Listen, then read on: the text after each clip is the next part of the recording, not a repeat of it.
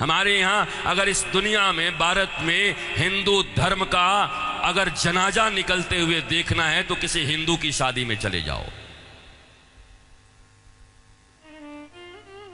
शास्त्र कहता है सूर्यास्त के बाद वेद के मंत्र पढ़े नहीं जा सकते।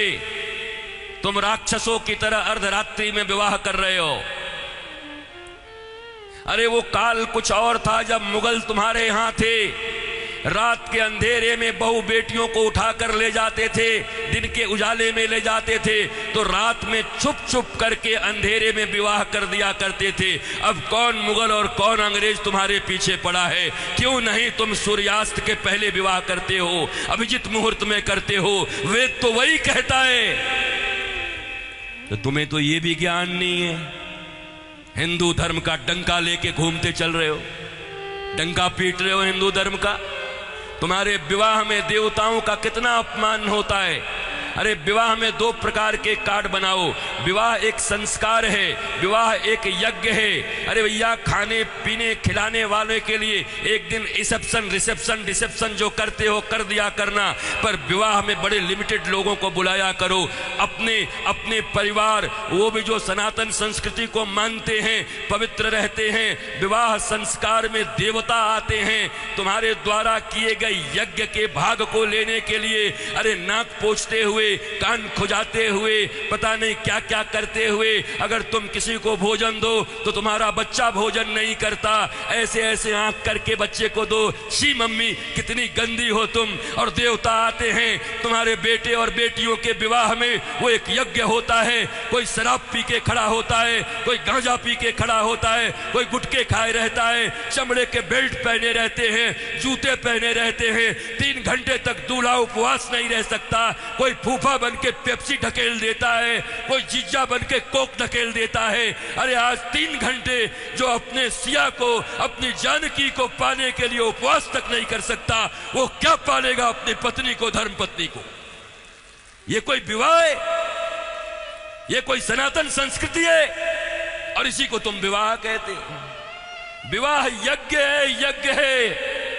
इसलिए हमारे यहां तलाक और डिवोर्स का कोई सिस्टम नहीं है।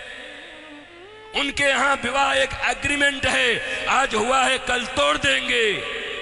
पर सनातन संस्कृति धर्म पत्नी और पति स्वामी, इस प्रकार की एक संरचना है। विष्णु और लक्ष्मी बताया जाता उनको। तुम कौन से विवाह कर रहे हो? अंग्रेजों के पिट्ठुओं, अंग्रेजों के गुलाम बड़े बन गए हो। भारत के पैसे खा करके उन पैसों से भारत को ये दिखा रहे हो अंग्रेजों और पाश्चात्य संस्कृति की तरह विवाह करके साधारण भारतीयों के मन में लोभ उत्पन्न कर रहे हो। और ये समाज के अग्रणी लोग बने हुए हैं, ये समाज के श्रेष्ठ लोग बने हुए हैं, ये समाज को दिशा दिखा रहे हैं, ये समाज को भोंडा प्रदर्शन कर रहे हैं, अपने धन का लोगों को दिखा रहे हैं। एक गरीब बेचारा विवाह करने में भी लज्जा करता है, इतना आडंबर बना दिया। विवाह एक यज्ञ है, बड़ा पवित्र यज्ञ है, सुंदर यज्ञ है, वेदियां बनती हैं। हमारे यहां दूल्हे दुल्हन, उनके वस्त्र कैसे होते थे देखो। आज के 50 साल पहले ही देखो ना, 50 साल पहले के फिल्म देख लो बॉलीवुड में, तो समझ जाओगे कैसे वस्त्र पहन करके विवाह करता हमारे यहाँ पर। क्योंकि बॉलीवुड भी या सिनेमा भी समाज का दर्पण होता है। और अब बदले हुए बॉलीवुड को देख लो कि अब कैसे विवाह करते हो। हमारे विवाह में हमारे वस्त्र, हमारे परिधान, फिर लेन देन इतना तो बनता है। 5 साड़ी तो बनती है, 21 साड़ी लगेगी ननद की। अरे कौन से ग्रंथ में लिखा है? कोई माई का लाल भारतवर्ष में किसी शास्त्र में मुझे दिखाए, कहां लिखा है ये लेन देन? तुम्हारी बुढ़िया पुराण में होगा। लोभियों के बनाए गए कानून, लोभियों के बनाए गए नियम, अरे जरा सोचो, एक बच्ची, एक बेटी अपना नाम, अपना गोत्र छोड़कर आती, अपना टाइटल छोड़कर के आती, अपने घर परिवार, माता पिता, भाई बहन, सखी सहेली छोड़कर आती और तुम्हारे वंश को बढ़ाने के लिए तुम्हारे घर में आती है। उसको भी टीवी, फ्रिज और कार के लिए मिट्टी, तेल और पेट्रोल से जला देते हो। तुम्हें शर्म नहीं आती? भारतवर्ष में जन्म लेकर बैठे हो।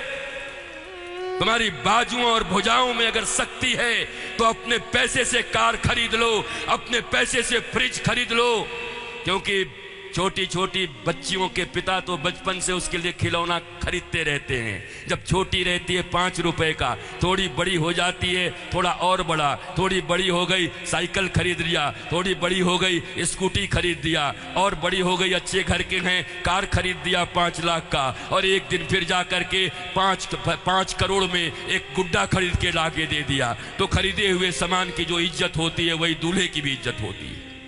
दूल्हा बिकता है, बोलो खरीदोगे?